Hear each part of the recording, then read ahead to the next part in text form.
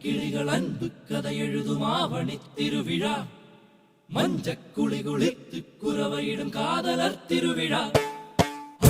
கிளிகள் அன்பு கதை எழுதும் ஆவணி திருவிழா